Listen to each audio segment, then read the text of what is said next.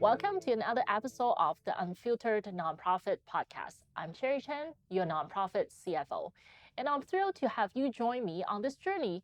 This podcast dives into the real world of nonprofit leadership, sharing inspiring stories, experiences, and the truth about what it takes to operate a nonprofit successfully. Think of this as your mastermind session on the go. Now, without further ado, please welcome today's nonprofit leader.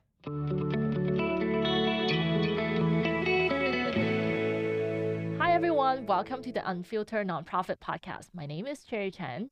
I am creating this nonprofit podcast platform for nonprofit leaders, including executive directors, presidents, and CEO, to network with each other and mastermind and learn from each other, their own mistakes and also their journeys. Otis Group is a financial management services specifically servicing nonprofit organizations in Canada.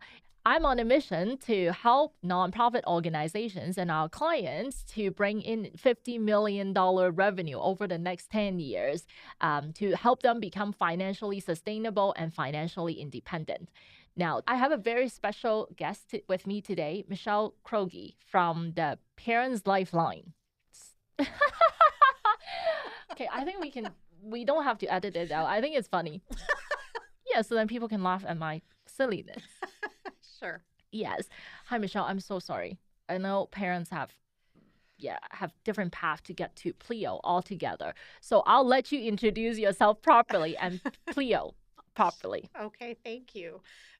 So I am Michelle Crogie, and I'm the Executive Director of PLEO, Parents Lifelines.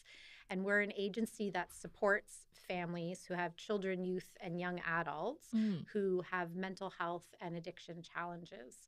And what's unique about our service is that we're a family peer support service. So all of our staff, including myself, are parents with lived experience supporting our own children. So tell us a little bit about that, because you said that you have experience dealing with the exact same scenario. Tell us a little bit about that. Sure. So I have 3 children, and one of my children who we have talked, and she knows that I talk about her in public. So she's comfortable with that.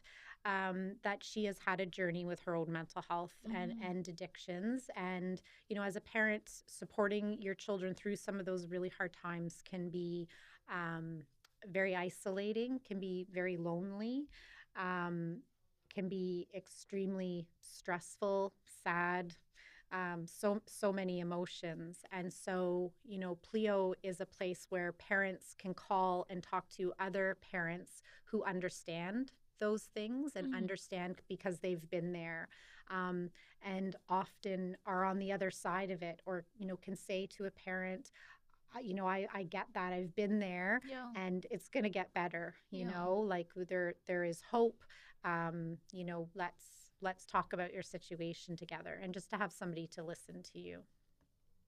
Yes. Well, I mean, our children look up to us, right? And they think that we know everything. There are situations that we are also feeling very helpless. So, kudos to you to connect with this particular cause. But you didn't start at PLEO. You've only been with PLEO for 1.5 years. That's right. Yeah. So it's a new journey for me and a new role. This is my first executive director role. So I've been in some management leadership roles for many years. I worked at Community Health Center for 16 years. Yeah. Was one of my longest roles, and I've worked in community living, and I've always worked with families who are vulnerable, parents and children who have disabilities, who have mental health, who are marginalized. And so that's always been, you know, a passion of mine. I'm a registered early childhood educator, you know, from the get-go. And, you know, that really has allowed me to work with families of all different, you know, walks of life. And so leaving my wonderful job that I had for 16 years was a big step for me. It was I had an opportunity that came up, and I thought, okay, I'm gonna take the plunge. I'm gonna do this. It was it was another step up, sort of from a manager level. And so I did it. I did love where I worked. I love my colleagues, but I took a leap. My leap didn't work out. Oh no. And so it was a little bit soul crushing for me. I'll be honest. I was like, what the heck have I done? Mm-hmm. Why did I leave? And what just happened? And so I faltered for a few months trying to find myself and figure out what am I going to do. This job posting at PLEO came up, and I had seen it, but I just sort of put it to the side. And then I had a few colleagues who contacted me and said, hey, did you see this, Michelle? Like, you should apply. And I'm like, oh, no, I can't do that. And then somebody else did the same thing and said, oh, you'd be great at this. And I'm like, oh, I don't know. So I applied, and here I am. Wow. Wow. Mm-hmm. What a journey. Mm-hmm. Yeah. Mm-hmm. Sometimes when you are like, what you did was very brave, like getting out of your comfort zone, a career at an organization for 16 years. You kind of have like a permanent job there. Mm-hmm. Could be a permanent job, right? Absolutely. And you know everything, and then you take the leap of faith, and then you decided to switch to something else that you thought at the time it Mm-hmm. would work out really well, Mm-hmm. and then it didn't work out, and then you apply to a job that's executive director, the essentially like, to me it's the boss of the organization, Yes. right? Mm-hmm. Mm-hmm. My understanding is that without prior executive director experience, it's really hard to get to that executive director position. Mm-hmm. So kudos to you. Mm. You Thank you. must show you have a lot of experience that you can show. Otherwise, you wouldn't be where you are today. Thank you. Yeah. Thank you. I think, I'm sure part of my connection to PLEO was my personal lived experience. Mm. I think that I can understand the cause, Mm-hmm. that is really deep and resonates with me. And then, I have had a lot of opportunities for leadership and building some of those skills. But this has been a new challenge for me. I'll definitely say it's been a great experience. It's been the first few months. I was like, what the heck have I done? Yeah. And I wanted to run and hide. And I had many moments of, crying and thinking, oh my goodness, I'm not sure that I should be here. But I have to say, a year and a half later, I know I'm where I belong. I'm very happy to be here and be working with the amazing staff and team that I do. And I've met some amazing people. So I've landed in the right spot. Awesome. That's fantastic. Now, going a little bit back, even with PLEO, it's the same thing. To me, you guys are doing some amazing stuff, helping parents who need help, and they have some really sad stories. Mm-hmm. Generally speaking, Mm-hmm. I may be generalizing. I mean, we were talking to my colleague leaned outside, and there's an example of uh, addiction, mental health, and we're talking about a child there, and then there's sex trafficking as well. Absolutely. These are really tough conversation that you are having. And you have been in frontline for a number of years as well, and you have been working with marginalized family. And how do you balance that mental health piece? Because to me, when you see so many, I've also known a few people who used to work at Sick Kids in Toronto, Yep. and they couldn't take it anymore. They have to back Right. out from their role, Right. not because they don't believe in the cause. Yeah. It's just that it's too hard on their mental health. How do you do that? I think, somebody told me a long time ago, and I guess it was sort of advice, was that I'm a crier. And so I often, I would speak with a family or, trying to support a colleague and cry right along with them. And I always felt that was a weakness.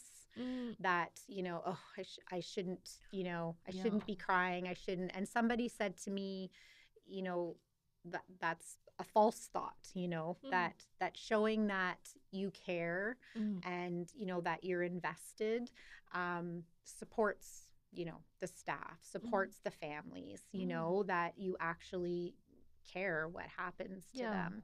And so it's, I think it's taking that vulnerability, but making sure too that you go home and you take care of yourself. So giving myself space to feel sad about a situation, to hug a colleague and say, this really sucks, you know, and just build some space to be able to have conversation and, do what you need together. And then you have to move on, because there's always another family, there's always another situation, and really working on building that resilience, and I'll just say that I just spoke with my daughter before I came in here, and she's in a situation, and I just said to her, you can get through this. You've been through worse. You're going to cry, you're going to scream, like, be pissed off that this just happened to you, and then rise above it and, move on to the next thing. And so I try to do that myself. And I have great cheerleaders. I have great colleagues. I have great friends who have my back. So I think it's trying to surround myself with those people and remember to ask for help when I need it. I'm not always great at that, but I'm trying to get better. Sometimes I like to just hide away and say, oh, just deal with this and talk to those people tomorrow. But trying to get better at saying to a friend or a colleague, oh, I'm having a really crappy day, or this just happened, and like, can we talk? Or, so coming out of my comfort zone and making those moments for myself to talk it out, really, and surround myself with people who I know care and, who will listen. And yeah, absolutely. I mean, I'm listening to a book called I'm a Listener. yes. I like to certain type of books. I'm a reader, but for this particular one, any self-development book, for me, I just need to listen to it, because reading is, sometimes I just could sit there and continue to read. But this book is called Let Them. Well, I just downloaded that on my Audible, but I haven't started it yet. So it actually does talk a little bit about what you just shared, right? Like, we need to let our emotion to bubble up, and sometimes we suppress it too much, and that is when we get in trouble. Yeah. So I could totally see that, like, crying. Like, I was almost in tears when my previous guest was talking about, like, the mission of the organization. And if it speaks so much to your heart, you just need, I don't know, tears come out. Yeah. I'm also a crier. If you, I'm not to make you feel better. It's just like, I feel like, okay, so there are criers out there. Yes, there's lots of criers out there. And I think, when we're talking about our children, of course, we're going to, we have emotion. There's so much emotion around, on the line, when I talk about my daughter's journey and supporting her, how can I not, and so I have to just let myself, so that's something I'm working through. But again, it's, there's lots about that, showing your vulnerability, and I'm working on that. Like we were taught to be sucking it up, right? Like, oh, just shut up and just bottle everything up. And do more and keep going and, just push that aside and, power through. And there has been times in my life where then I realized I cannot power through anymore. And I had a colleague, she's still a friend, who for years said, you need to go to counseling. You need to talk. And I'm like, no, I don't need to. I do the same thing too.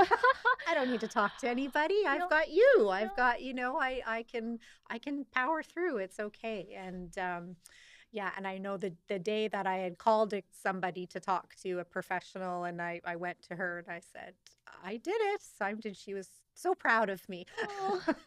I just think that sometimes allowing yourself a moment to just, like, cry or scream, whatever your choice is. And that is also important. Like, we're just so focused on our day to day, so we don't even allow ourselves the space to do that. And it's we give our kids, I give my kids permission to do all that, but it's harder to give ourselves permission to do that, and there's a song that I sing to my kids or shared with my kids. It's called Cry If You Want To by Holly Cole. Oh, okay. And it's a beautiful song. And, it's a song that, I've played for my daughter while she's, sort of in her depths of despair, let's say, and, just say, have at it. Like, you can you just go, like, and I'm here and it's okay. Mm. Yeah. That is so nice. So, hello, Unfiltered Nonprofit listeners. It's Cherry Chan here, your host and the CEO of Otis Financial Solutions. Let's talk about something that can be a major headache for many nonprofits: managing your finances. Are you feeling overwhelmed by budgeting, financial reports, or keeping up with compliance?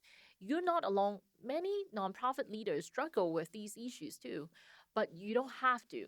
At Otis Financial Solutions, we specialize in making financial management easy for nonprofit leaders and associations leaders.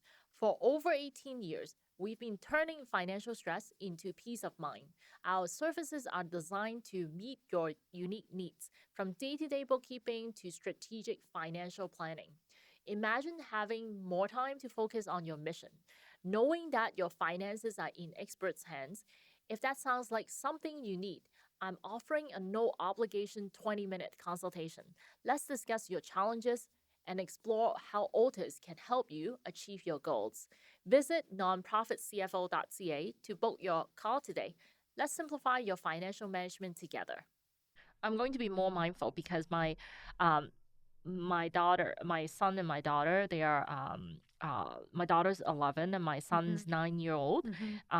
Sometimes I just tell them, like, just stop this, like when they cry, and I have to be mindful and remind myself I need to let them have those emotions. That's so that they right. learn how to deal with it when they're Exactly. young. Yeah, let them flow. Yes, absolutely. Now, going back to your journey in PLEO, you've accomplished a lot, even though you've only been there for 1.5 years, right? So tell us a little bit about what you've done. You've introduced a few programs. Yeah, so the programs, well, the programs have been there since I've got there, but we are trying to look at ways to expand. So we know that the programs that we offer are in demand. We get requests daily, weekly for more. You know, can you be at this location? Can you do this? Can you do this? And we are at capacity. We serve Eastern Ontario, but we do receive calls from all over Ontario and even across Canada. So, you know, again, it just fuels my fire that the need is there, that, you know, we need the service. Parents are looking for support. So some of the services that we have is we have a helpline that is open Monday to Friday from 9 to 7. So a free, we have a toll-free number as well, and parents can call just to talk to somebody, say, I need to talk this out. Sometimes parents call because they're looking for resources. We also run support groups, virtual and in person. And so again, with COVID, you know, we opened up a virtual platform which allows accessibility not to be always such an issue, so people can join from wherever they are. And then we also have a program we called our mobile service, which is a more intense one-on-one service for families. So families who are just needing a little bit more, needing, you know, one same person to connect with over several weeks to work through what they need to work through. And then the other program that is the newer program in the last couple of years is called Youth Nominated Support Team. And that is a program where youth who have had suicide attempts or suicide ideation, they get referred currently through the Royal or the Queensway Carleton Hospital.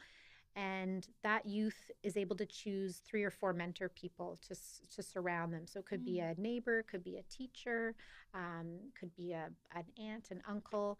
And then our staff at PLEO train and support those mentors on how to support that youth. And the research that's coming back from that program is really showing that within this first 6 weeks, the suicidal ideation drops significantly for those youth.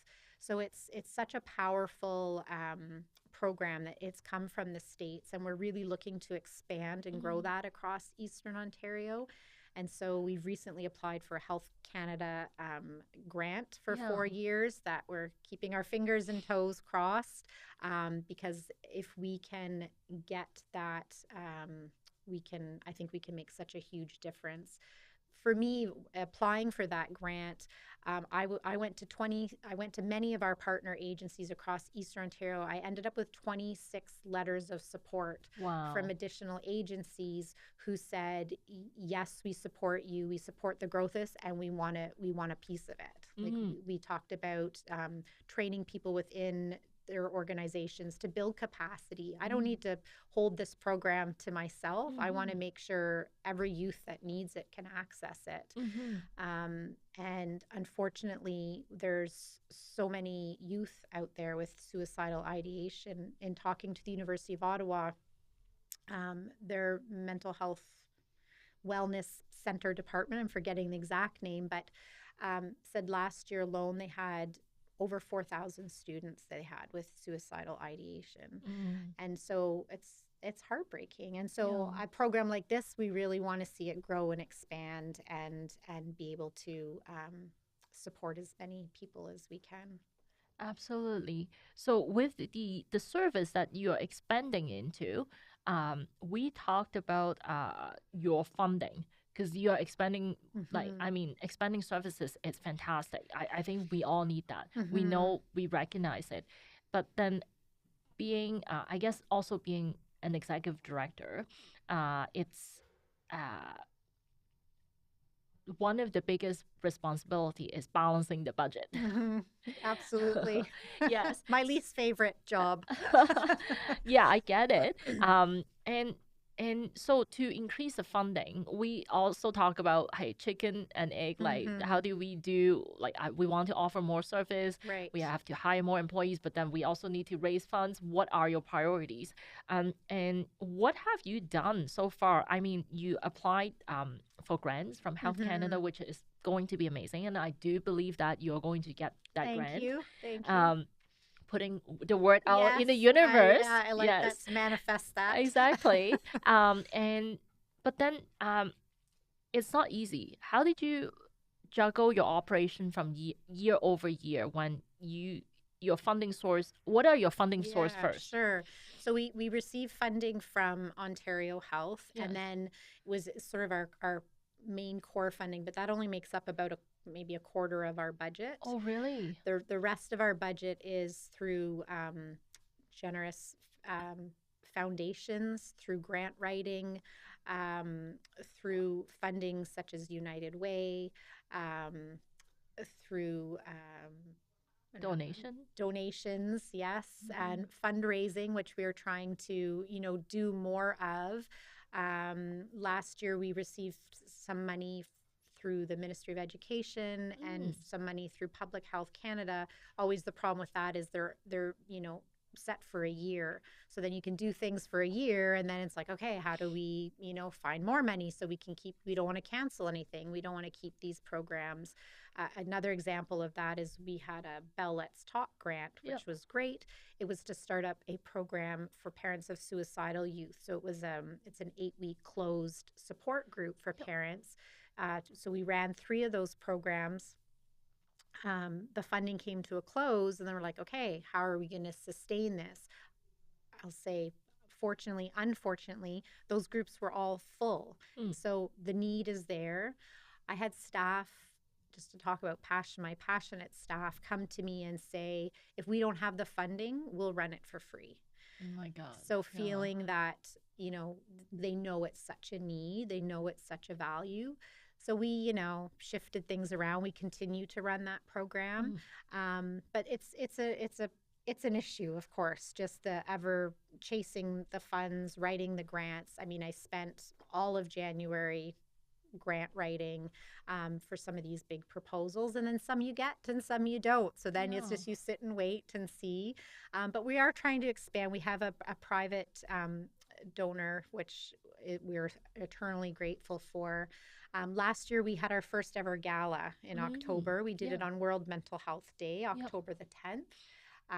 And it was a great success. It was completely nerve-wracking. We pulled it together in a very short time. Yep. There was a time when we thought, oh, do we need to pull the plug on this? There was a time I thought, oh, crap, we're going to lose money. Yep.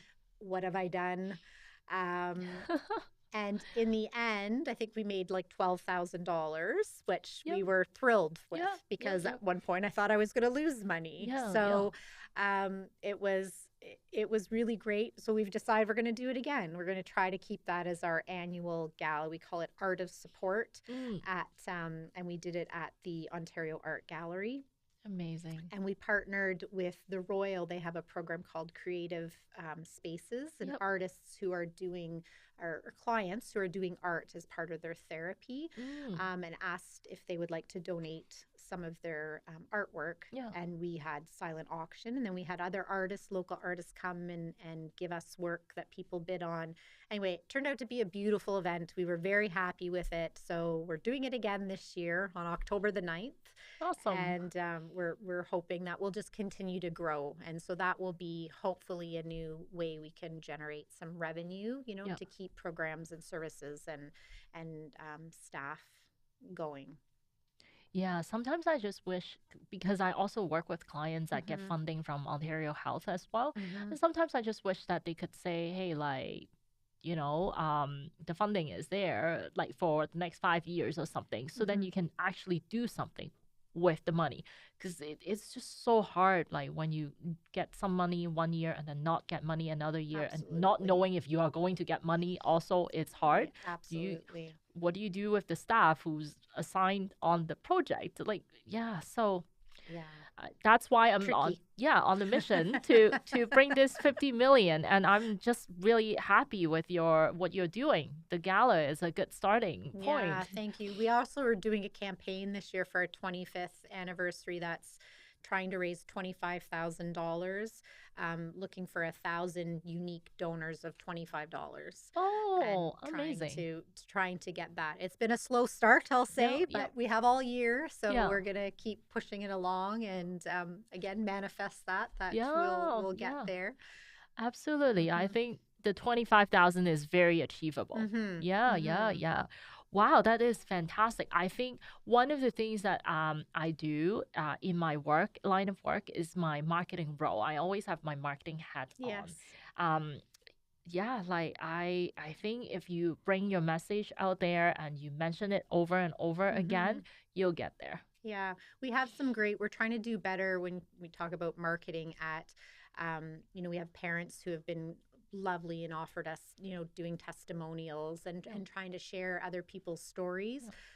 Because like you mentioned earlier, you know, just when you start talking to people, Yeah. you know, lots of people who have children and lots of people, if it's not your own, you know of somebody, a neighbor, a friend, brother, sister who have children where they're struggling. I mean, it's everywhere, you know, Yeah. unfortunately. And it can be little things from, you know, I don't want to minimize it, but saying something that's maybe a small anxiety or something that's crept up, to things like eating disorders and suicide attempts and, you know, and everything in between. And so, again, we know that need is out there, and more than ever before, we're in a time in our world that mental health and addictions and the opiate crisis, like they're just such huge topics in our society. And nobody should have to go through those things alone. You know, we want to make sure that we're supporting families and growing strong families because they're our future. Yeah, absolutely. You're doing amazing, amazing work, and the organization PLEO is doing great, great work. You get testimonial just walking into today's podcast as well, it's unsolicited testimonial. So my favorite part of a day is when I get an email or a message from somebody that says, you know, I'm just reaching out to say, you know, this so-and-so staff helped me through this, and this was the best, you know, ever, and thank you so much. And, you know, I can't say how much that meant to me. Recently, I had somebody reach out to me on LinkedIn who said, I've been a user of your service. We got more support in half an hour from your family peer supporter than we did through our EAP program. You know, and families who say, nobody understands like another parent who's going through the same thing. Like it's, you know, it's a it's a not therapy. It's a whole different Yes. it's a whole different thing when you Yeah. can have a peer who understands the journey that you're on. Yes. And then you finally can like, oh, like I'm thank not you. alone. You know, Yes. I'm not alone, and thank you for listening, and thank you for understanding. And I think we're unique at work too. We have because of all our staff are lived experience. So we often are supporting each other. You know, I can say to a colleague, ugh, this just happened. This is happening in my home right now. Like, I need a minute. Like, Yeah. you know, and we understand it. So we can support each other in our roles and say, okay, what do you need to give up today? Like, Yep. go focus on your family. Yep. And, you know, we try to create, you know, a work environment that is walking the walk, the talk that Yeah. we do, you know, and really Yeah. supporting the staff. That's why it's so impactful what you guys do, because you are able to relate and people don't need to feel alone. And just a comment along, oh, I'm a crier. And then I feel like, oh, it's okay to be a crier. I'm also a crier too. So it's totally okay that That's right. that just that moment that you feel connected to people, that you're not alone. That helps a lot. So Yeah, for thank you sure. for doing all these work, because we need more of you guys all together for sure in this society. Yeah, well, thank you. I certainly don't do it alone. There's a great team at PLEO, and I'm thankful for them every day. Yeah, awesome. Well, thank you so much for coming on my show. Thanks so much for sharing your journey. It's been a pleasure. Thank you for having me. Yeah. As we wrap up, I want to share a bit more about what we do at Altus Financial Solutions. For the past 18 years, Altus Financial Solutions has been dedicated to enhancing the financial management and strategic planning capabilities of hundreds of associations and nonprofits across Canada. Our extensive experience has enabled us to deliver tailored financial solutions that drive growth and enhance sustainability for nonprofits and associations. If you are interested in learning more about how Altus Financial Solutions can support your organization, I would love to offer you a no obligation 20-minute call. Let's discuss your unique challenges and explore how we would be able to help you achieve your goals.